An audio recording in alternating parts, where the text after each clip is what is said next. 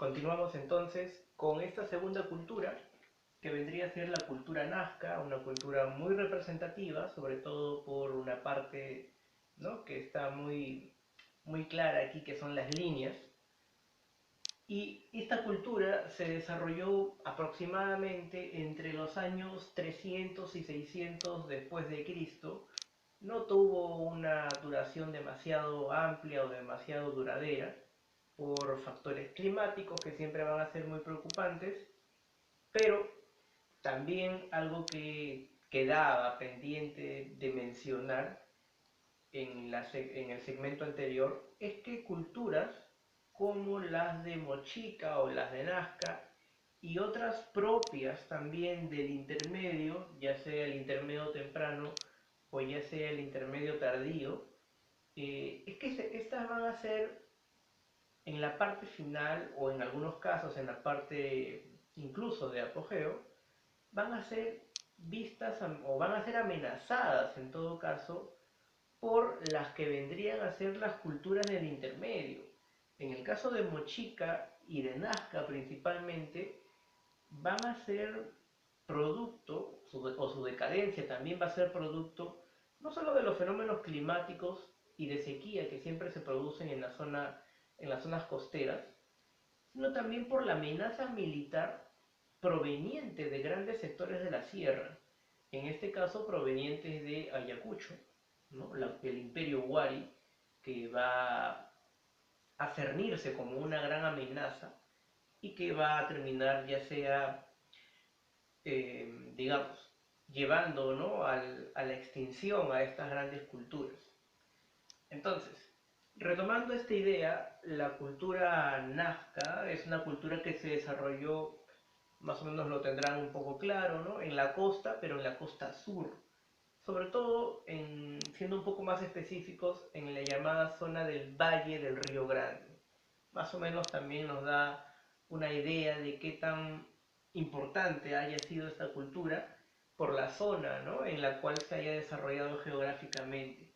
Esto evidentemente va a darse en el departamento de Ica. Sin embargo, teniendo periodos de expansión, va a lograr incluso lograr ampliar su frontera, que siempre es la finalidad de toda cultura. No busca quedarse única y exclusivamente en su zona de origen, sino que va a buscar extenderse lo que le permita, en todo caso, ya sea su propia economía o la política.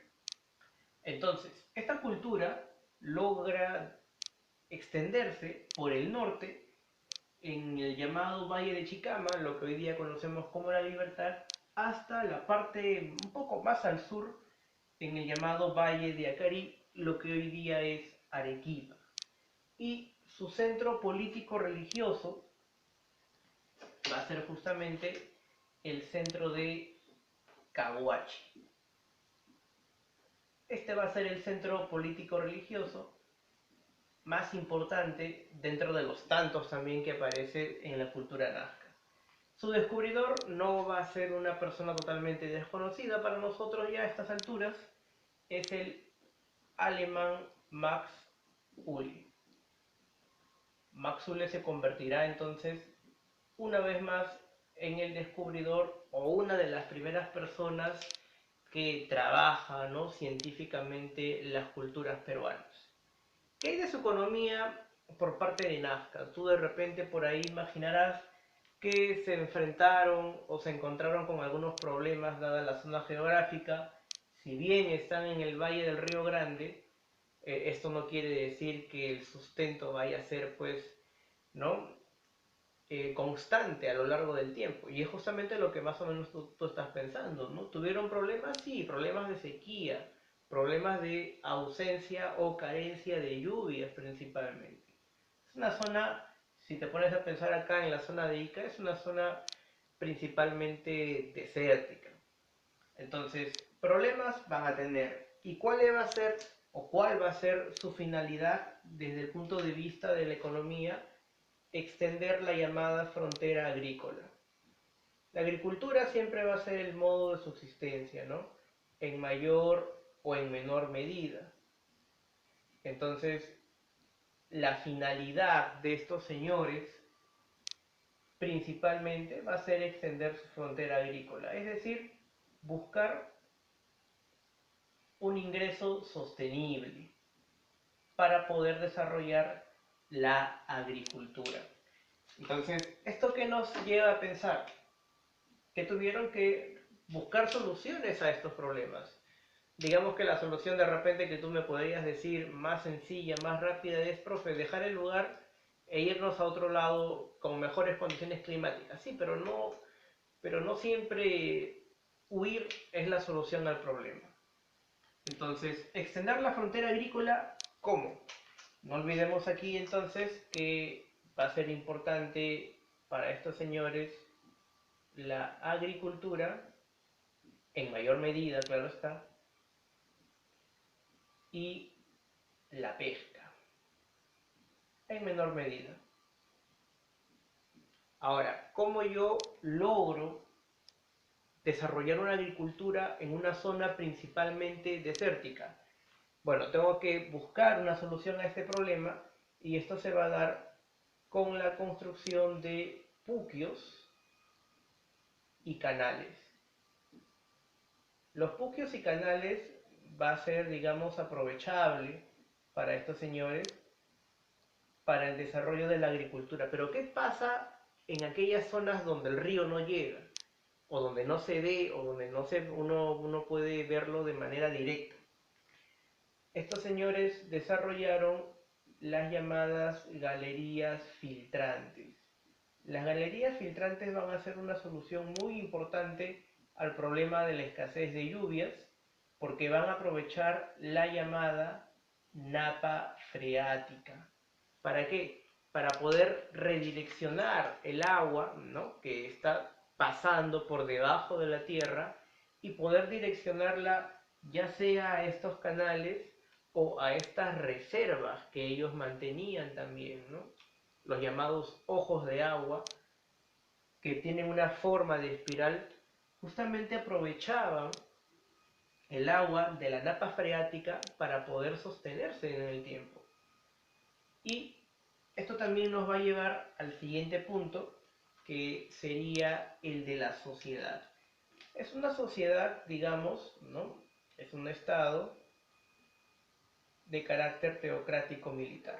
Esto es algo ya constante en sí. Ya a partir de Chavín o después de Chavín hacia adelante, la mayoría de culturas o civilizaciones van a poder afianzar su poder a través de los estados teocráticos y militares. Es decir, ya no solamente la religión es suficiente para poder desarrollar esto, sino que también vas a necesitar del aparato militar. De más está decirles que la sociedad de estos señores es clasista. Una sociedad clasista en donde estos sacerdotes y estos militares van a estar en el punto más alto, mientras que la clase del pueblo, digamos los agricultores, los pescadores, los artesanos, van a estar en la parte inferior. Y esto, porque es muy importante ver aquí también que el carácter militar va a estar muy marcado. Va a estar muy marcado sobre todo en una práctica que es conocida como la práctica de las cabezas trofeo. Esta o dicha práctica tenía doble finalidad. Por un lado, marcar la diferencia social entre la clase alta y la clase baja, es decir, es una manera de decirte, mira, yo puedo hacer esto, ¿no? Digamos, cortarte la cabeza, porque yo pertenezco al estrato más alto.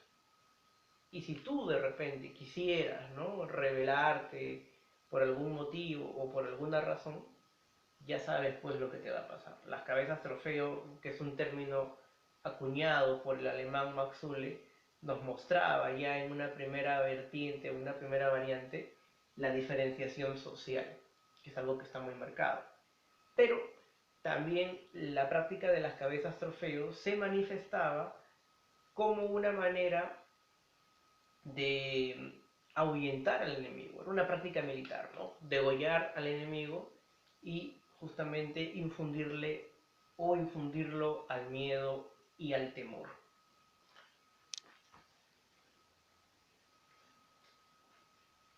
Entonces, podemos ver aquí que la cultura nazca tuvo varios problemas, sobre todo en la parte de la agricultura, que era la escasez de agua, su principal problema. Desarrolló la agricultura en una mayor medida, ¿no? Fue lo que más le interesó desarrollar y sobre todo impulsó mucho también las relaciones comerciales, que es algo muy inteligente si lo vemos de la manera en que tú no tienes todos los recursos. La construcción de puquios y canales para poder aprovechar lo máximo posible o emplear lo mejor posible el agua de los ríos cuando había época de crecida de río, porque esto no siempre se daba. Mientras que cuando carecían de lluvias o no había, o había sequía en todo caso, las galerías filtrantes van a representar una solución a este problema de la escasez de agua.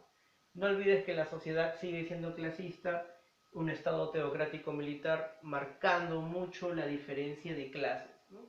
Y la práctica de las cabezas trofeo, primero como una manera de diferenciar las clases sociales, así como también una manera de infundir miedo al enemigo. ¿Ok? Acto seguido vamos a ver los aspectos culturales de la cultura nazca.